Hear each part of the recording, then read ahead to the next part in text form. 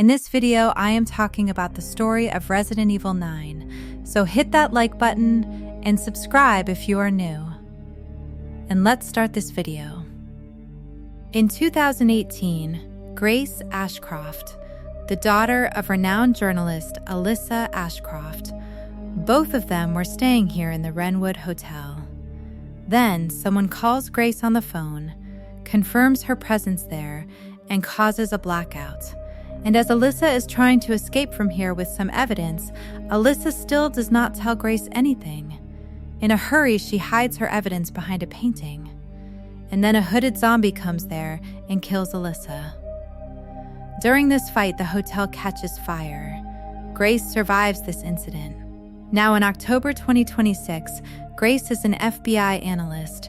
Her boss sends her to the abandoned Wrenwood Hotel, where another body has been found. They send Grace to do the ground reporting. Grace was also working on her truth report about Raccoon City, where Grace discovers that after the U.S. government dropped missiles on Raccoon City, even after 28 years, the city is still under lockdown. And now the government extends this lockdown until 2040. Also, for some unknown reason, the U.S. government withdraws from the Bioweapons Prohibition Treaty. Now, why was the government suddenly pro-bioweapon? Grace was trying to find this out. When Grace arrives at the Wrenwood Hotel, the FBI already knows about some mysterious murders, and the connection between all the deaths is that all of them were survivors of Raccoon City, and on all of their bodies there were black bruises. Inside the hotel, Grace finds out in room 24 that someone had been stalking her for years. And she even sees a photo taken the night her mother died, placed on the bed. Seeing the photo reminds Grace that 8 years ago, Alyssa had hidden evidence behind a painting in the hotel lobby. Grace retrieves the evidence, and she finds Alyssa's diary and a proprietary disc that looks like a floppy-type CD drive. Grace hides the disc in the hidden zipper of her bag. Meanwhile, outside the hotel, a station police officer turns into a zombie. Grace runs to the top floor of the hotel, where she sees Victor Gideon. Victor Gideon was an ex-Umbrella scientist who researched the T-virus. He knocks Grace unconscious and kidnaps her. On the other side, Dassault agent Leon S. Kennedy was also following the deaths of the Raccoon City survivors. His handler was Sherry Birkin. Sherry tells Leon about Victor Gideon. And when the police officer posted at the Wrenwood Hotel also turns into a zombie and dies, Leon comes to investigate the missing report. Outside the hotel, Leon sees Gideon kidnapping Grace. To escape Leon, Gideon infects pedestrians passing by with the T-virus, causing a small outbreak in the area. Leon is now 49 years old, and he permanently carries an axe in his arsenal. After fighting zombies for years, Leon has become an unchained predator. With his axe, he can parry almost anything. After fighting zombies, Leon removes his glove, and we see that his skin also has the same black infection. This reveals that all Raccoon City survivors inhaled T-virus spores from the air. And because of this infection, Leon and Sherry are slowly dying. When Gideon escapes from Leon, Sherry checks Gideon's history. After losing his job at Umbrella, Gideon bought a chronic care center at Road Hills. As Leon heads toward the care center, Grace regains consciousness there. She breaks the glass bottle, collecting her blood, and frees herself. Inside the care center, Grace is chased by a mutated girl. Meanwhile, Leon reaches the care center. The receptionist tells Leon that Dr. Gideon was waiting for him. Leon waits for Victor Gideon. And while looking at photos from Gideon's Umbrella days, suddenly a Code 6 emergency is activated in the center. Gideon has started a T-virus outbreak here as well. During the outbreak, Leon fights zombies. The big cheese girl is about to kill Grace, but Leon saves her with his hand cannon revolver named Requiem. They talk briefly, and the center goes into lockdown. Because the facility is designed in umbrella style, every area locks with heavy security gates. Leon tells Grace that she is FBI. Before separating, he gives her the Requiem revolver. But as Grace leaves, Gideon captures Leon from the shadows. And after seeing the T-virus infection in Leon, Gideon knocks him unconscious. At 11 p.m. on October 8, 2026, the main events begin. Grace searches for an escape route while avoiding zombies. She meets a blind girl named Emily who was kept behind level 3 security. Emily helps Grace solve a puzzle. Soon, a mother-daughter type relationship forms between Grace and Emily. Meanwhile, Leon escapes captivity. He hacks the care center PC through Sherry. They discover Gideon was researching something called Project Elpis. And somehow, Grace is connected to Elpis. Meanwhile, Grace and Emily manage to get out of the care center, and outside they find Victor Gideon's helicopter. The limping pilot of that helicopter tells Grace that if she can bring him the helicopter key, he will fly both of them out of there. Grace leaves Emily in the helicopter and infiltrates Gideon's hidden lab. There, Grace learns more about Elpis. Then, she looks into Oswell E. Spencer's research and realizes that maybe Elpis was part of Spencer's mind transfer experiments. Grace also sees how Victor Gideon, in his obsession with obtaining the knowledge of Elpis, has conducted countless T-virus experiments on human beings. After stealing the helicopter key, Grace overhears Gideon talking to someone. He says that Grace herself is the key to recovering Elpis. And since Gideon is now close to finally obtaining Elpis, he activates his lab's destruction protocol and begins erasing his research. In the middle of all this, Grace tries to escape with Emily and the pilot using the helicopter, but because of the large number of zombies, the helicopter crashes inside the care center itself. As expected, the pilot does not survive. Emily is also injured in the crash. As Grace tries to carry Emily to a nearby chapel, Leon appears and saves Grace from zombies with a rifle. But waves of infected keep coming. Leon tells Grace and Emily to escape through the water treatment plant while he holds the horde back. While Leon keeps fighting, Grace lays Emily down and opens a hatch leading to the surface. By now it is already 7 o'clock and on October 9th. While escaping from the Big Cheese Girl, Grace uses sunlight to defeat her while opening the hatch. But by now, Emily becomes unresponsive due to her wound. When Grace tries to give her CPR, she realizes that Emily was also one of the T-virus experiments and now enters her mutated state. Leon arrives there too and saves Grace. Even though Grace begs him not to kill Emily, Leon targets only the non-lethal points of Emily's mutated form and renders her unconscious. But Grace thinks Leon has killed Emily. Angry and heartbroken, she blames Leon for everything, says that everyone is dying because of all this, returns the Requiem gun to him, and decides she is not going with him anymore. Leon, already in terrible condition due to the T-virus infection, vomits blood and cannot stop Grace from leaving alone. Then, Gideon approaches Grace again and tells her that Elpis is now within reach. He introduces her to Zeno, a man from the Connections. At this point, the Connections are the #1 black market BOW selling organization in the world. Zeno has a personality like a clone or imitation of Albert Wesker. You can say he is basically a cheap copy of Wesker, he has powers similar to Wesker, but he is not the real Wesker. Zeno tells Grace that she can help create a new world, and to reveal her true purpose, he takes her by helicopter to Raccoon City. Leon follows Grace to Raccoon City. Meanwhile, Sherry tries to retrieve all information about Elpis from the Pentagon, but those files require a much higher clearance level. When she requests that access, the government denies it. Not only that, they also order her to stop the Elpis investigation entirely. So Sherry starts working from the shadows and continues supporting Leon in secret.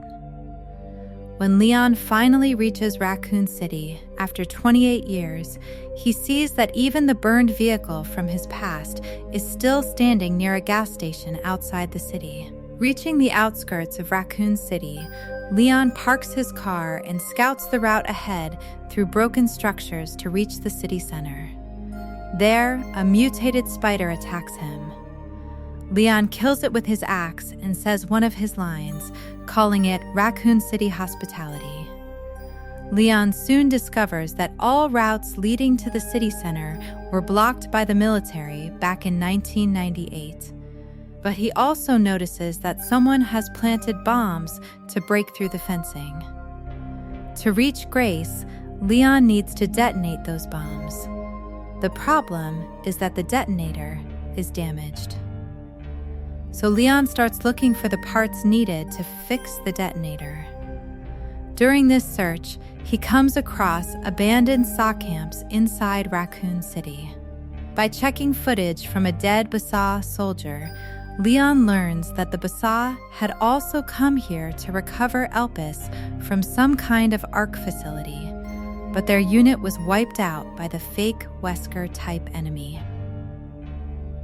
As we already know from Resident Evil Village, the Basa has become corrupted, sold out to people involved in the bioweapon trade. That is why Chris Redfield formed his own task force inside the Basa, known as the Hound Wolf Squad, made up only of people he truly trusts. After finding all 3 detonator parts, Leon also discovers a dirt bike inside a Basa container, still in good condition. Because the roads and buildings are destroyed, Leon continues his journey toward the city center on the bike. But then, fake Wesker sends Victor Gideon to stop Leon. Gideon tries to slow Leon down using an RPG launcher. Just like in Resident Evil Vendetta-style action scenes, mutated dogs also chase Leon during the sequence. This entire section is directed very well, and it has that over-the-top Japanese action energy that feels really cool. At the end of the highway section, Leon and Gideon engage in a kind of jousting-style clash, and Leon knocks Gideon off the highway. Victor Gideon is then presumed dead, and Leon even makes a remark that Gideon should have worn a helmet while riding. By 2 p.m. on October 9th, Leon reaches the center of Raccoon City. Grace's location is traced to the old RPD headquarters. This entire section is filled with nostalgia, love, and care for longtime fans. As Leon opens the gate of the RPD, memories from Resident Evil 2 come back to him from when he was just a rookie cop. But now Leon is a seasoned predator. And overall, the Raccoon City chapter is excellent, but the RPD nostalgia hits on a completely different level. Leon even sees a tofu Easter egg from RE2, and the whole building is packed with callbacks that could make an entire separate video. When Leon reaches Grace, Zeno finally explains to her what Elpis is.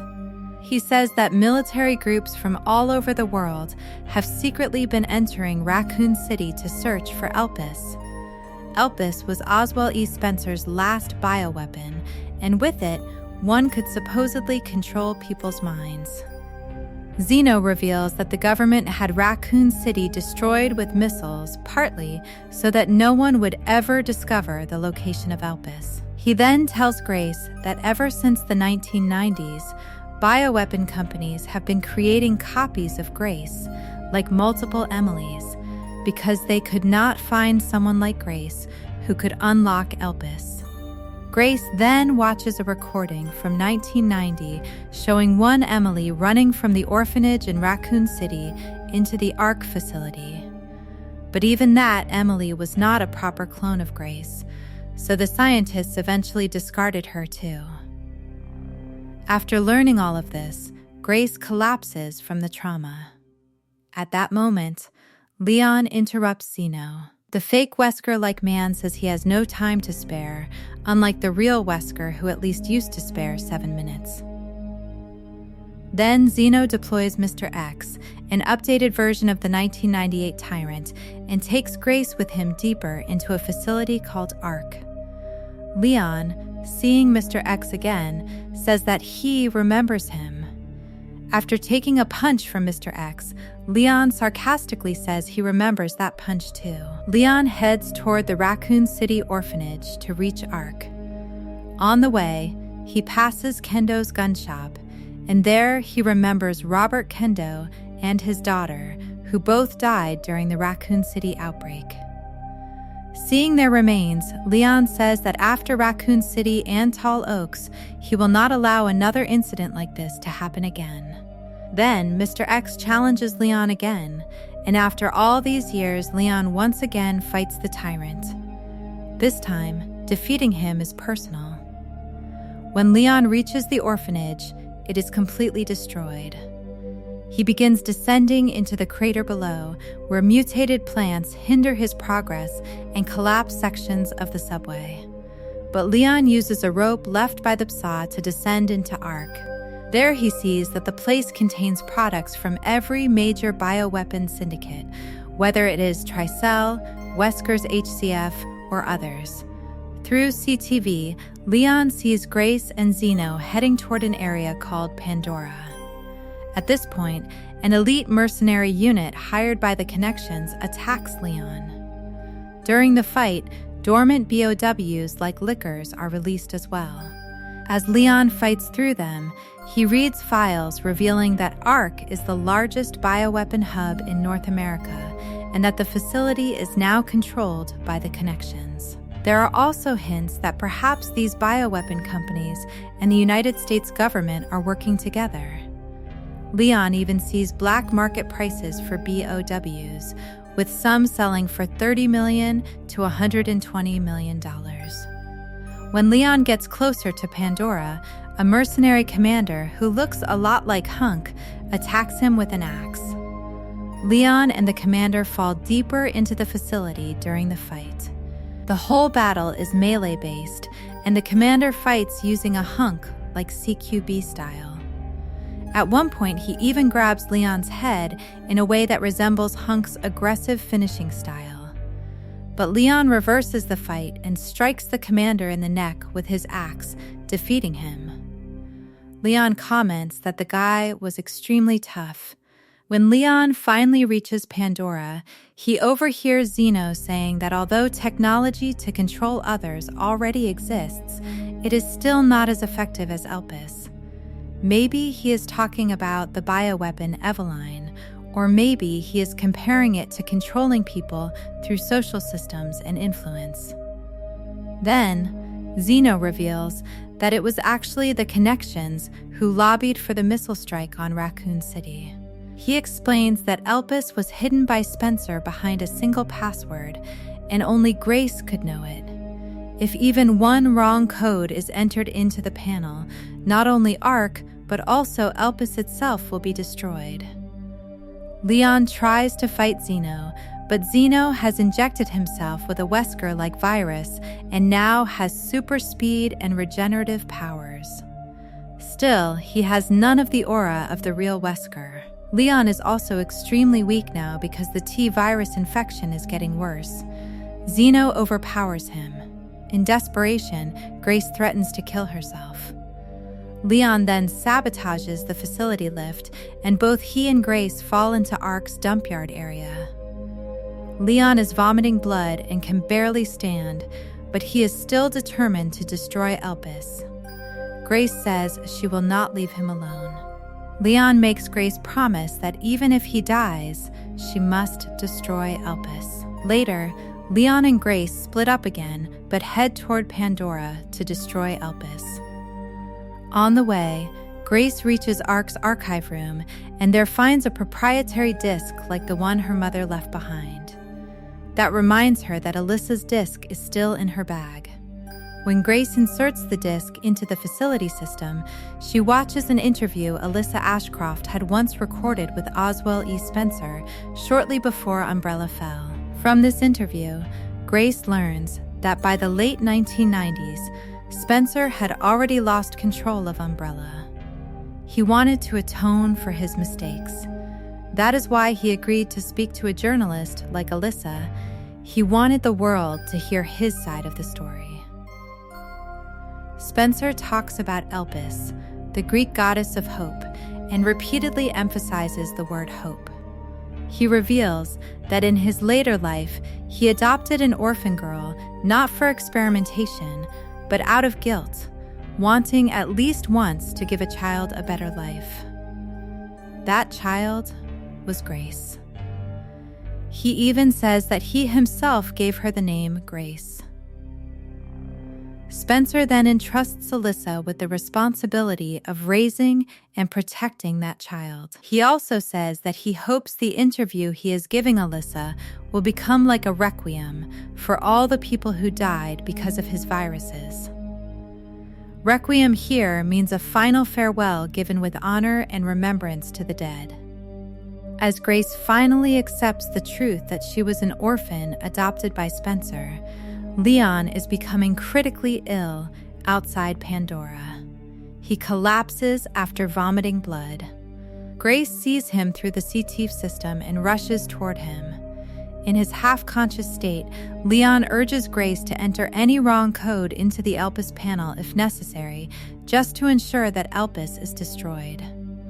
Grace then faces Zeno and says that she now knows the password. The final question to release Elpis is, what did its creator truly desire?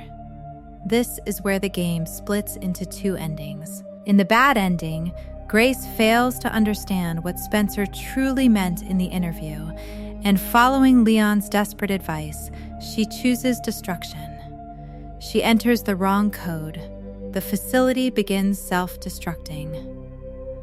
Leon, barely alive, manages to save Grace from falling, but he loses the fight against Zeno. In the end, weakened by illness and injuries, Leon is killed by Zeno, and then Zeno also dies in the destruction of the facility. Grace is left as the only survivor. Honestly, this ending mostly just exists to kill Leon. But in the canon and good ending, Grace understands that Spencer's final wish was to give the world hope, so instead of destroying Elpis, she releases it. In a hurry, Zeno injects Elpis into himself, but the effect is not what he expected. His Wesker-like powers disappear instantly. Grace then explains to Leon that Elpis was never a mind control virus. It was actually an antiviral, the cure to all viruses created by Umbrella. At this point, Victor Gideon also reappears, still alive after surviving the earlier fight. He praises Spencer as a genius. When Zeno asks what connection Grace and Emily even had, and why Gideon wasted so much money on all of this, Gideon explains that Spencer's reports were incomplete and that nobody truly understood Spencer's will. Gideon, in his madness, believed Spencer wanted to make all viruses useless and thereby throw the world into chaos. In his view, Spencer desired anarchy. When Zeno angrily lashes out, Gideon tells him that even after death, Spencer has managed to teach the connections a lesson. He calls Zeno nothing more than an imitation of Wesker. Then, Gideon mutates using a modified Nemesis parasite in his arm and blows apart Zeno's throat.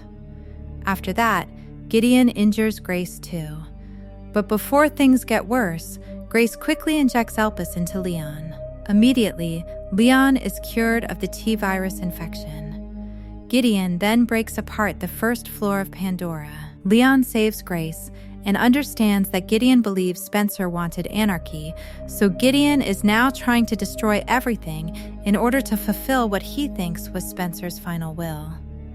But first, Gideon has to defeat Leon. Now fully freed from the infection, Leon becomes an absolute beast in combat. He defeats Gideon through multiple mutation phases. Finally, in Gideon's last form, Leon uses the Requiem gun and lands a jackpot shot that kills him. But now Pandora is collapsing, communications with Sherry are cut, and there seems to be no way out. As the entire facility is falling apart, Leon refuses to leave Grace alone. He is prepared to stay with her till the end as the lights go out. Then suddenly, Chris Redfield's Hound Wolf Squad arrives. One of Chris's men tells Leon that Captain Redfield sent them to rescue him. Back on the surface, Leon tells Sherry that after taking Elpis, he feels far better, and he even kept a vial for her as well.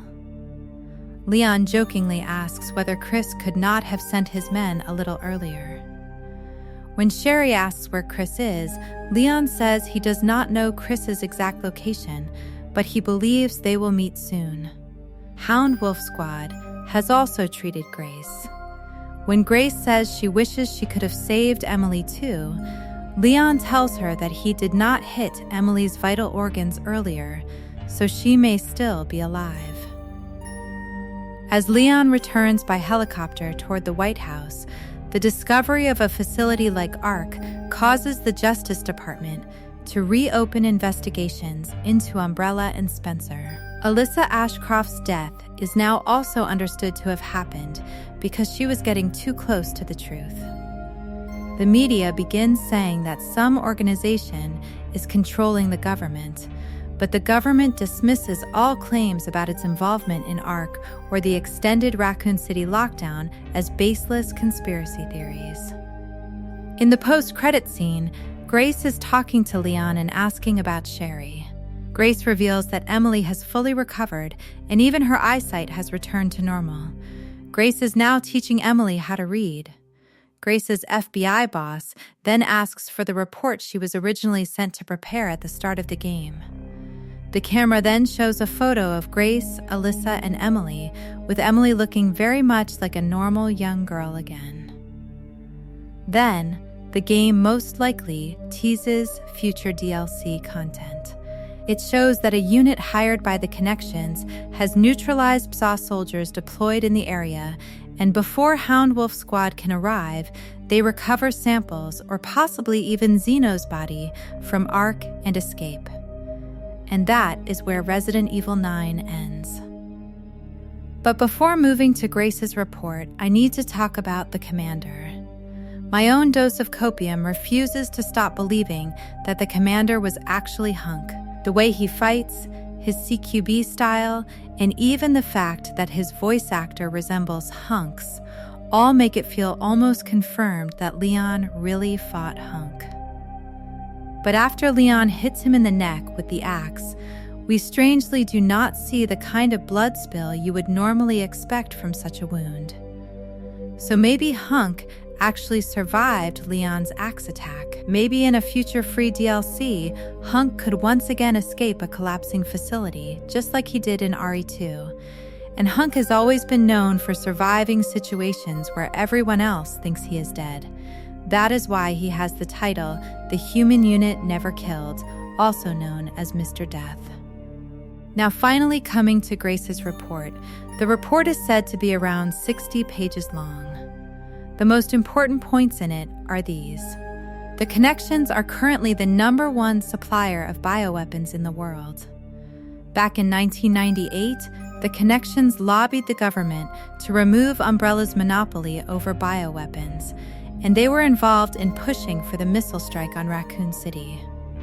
The strike ensured that Umbrella would take the blame for all the illegal activity and that Spencer would be held responsible. As a result, by 2004, Umbrella's stock collapsed and the company went bankrupt, allowing the Connections to rise as the top bioweapons syndicate. The report also states that the experiments on children at the Raccoon City orphanage were not personally authorized by Spencer. Instead, the orphanage came under William Birkin's authority, and he allowed experimentation on children. By 1990, Spencer had already realized he had lost control of Umbrella and that the company had drifted far away from its supposed goal of human evolution. So to counter all rival groups like the Connections, Tricell, Hooch, the Family, and even Umbrella's own monsters, Spencer created Elpis, the antiviral of hope. rival organizations only knew that ELPIS had the potential to completely upset the global military balance. Because of that, everyone started imagining what ELPIS could be. Some believed it might be a mind control virus. Others came up with their own theories. But it is ironic that none of these powerful organizations could crack Spencer's simple 4-letter password. The report goes on to suggest that the connections and parts of the U.S. government worked together to control all the bioweapons inside ARC. Then, when a more honest president like Adam Benford came to power and began trying to restrict bioweapons and possibly expose the government's role in the Raccoon City disaster, organizations like the family, likely aligned with the connections, had him assassinated. It also says that the Corb Saw has already been bought out by the connections. That is why Chris Redfield, together with Hound Wolf Squad, has been gathering evidence on his own. And maybe, in the next Resident Evil, Chris will finally succeed in breaking the connections. So guys, that is it for this video. If you got more information about Resident Evil 9 from this explanation, then hit that like button and subscribe for more. And I will meet you in my next video. Till then, see you.